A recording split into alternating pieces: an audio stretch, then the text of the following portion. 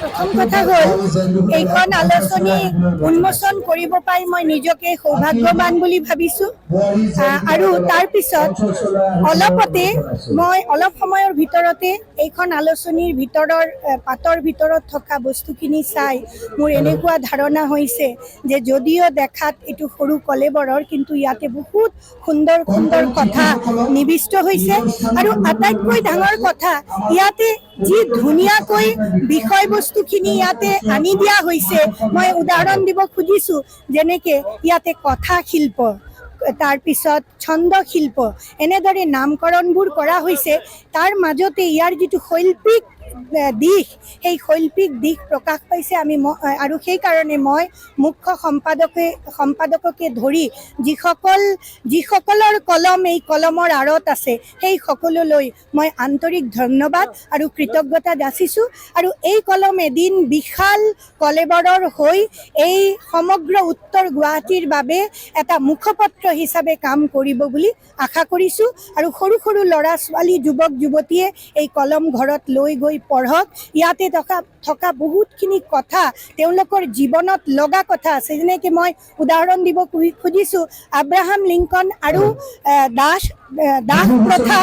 আৰু এটা অখ্যাত গ্ৰন্থ সেই যিটো প্ৰবন্ধ আছে সেই প্ৰবন্ধৰ পৰা বহুতখিনি কথা জনা যায় তাৰোপৰি ইয়াতে বিহুৰ বিষয়ে বহুত কথা আছে সেইখিনি কথা আচলতে উঠি অহা ল'ৰা ছোৱালীয়ে জানিব লাগে বিহু যে কেৱল মাত্ৰ নৃত্য গীত নহয় বিহুৰ লগত যে আমাৰ এটা সাংস্কৃতিক পৰম্পৰা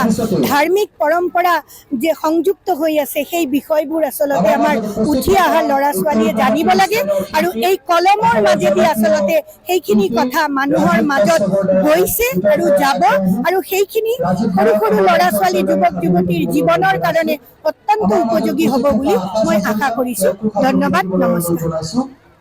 পোনপ্ৰথমে আমি আমাৰ উত্তৰ গুৱাহাটী ছাত্ৰ সন্থাৰ পৰিয়ালৰ পৰা আমি সদৌ অসমবাসীলৈ ৰঙালী বিহু তথা অসমীয়া নৱবৰ্ষলৈ আন্তৰিক শুভেচ্ছা জ্ঞাপন কৰিছোঁ আশা কৰোঁ সকলোৰে বছৰটো ভালকৈ যাওক আৰু আজি 2 বহাগ এই 2 বহাগৰ তাৰিখটোতে আমি সদৌ উত্তৰ গুৱাহাটী ছাত্ৰ সন্থাই আন বছৰৰ দৰে এইবিলো উত্তৰ গুৱাহাটী বালিচাপৰিত আমি বিহু কৰ্মশালা আয়োজন কৰিছিলোঁ আৰু এই বিহু কৰ্মশালাৰ লগত সংগতি ৰাখি এক মুকলি বিহুৰ আয়োজন কৰিছিলোঁ আৰু এই মুকলি বিহুত আমাৰ মাজত আমাৰ উত্তৰ গুৱাহাটীৰে বিহু হুঁচৰি দল জেং বিহু আমাৰ কণমানি শিশুসকল 200ৰো অত্যাধিক ছাত্ৰ ছাত্ৰীক ইয়াতে প্ৰশিক্ষণ দিছিলোঁ বাবা কোঁৱৰ আন্তঃৰাষ্ট্ৰীয় খ্যাতিসম্পন্ন বৰ বিহুৱা আৰু ধীৰাজ গগৈ ৰাষ্ট্ৰীয় পৰ্যায়ত সুনাম কৰি অভিযানা আমাৰ ধীৰাজ গগৈদেৱৰ নেতৃত্বত এই প্ৰশিক্ষণ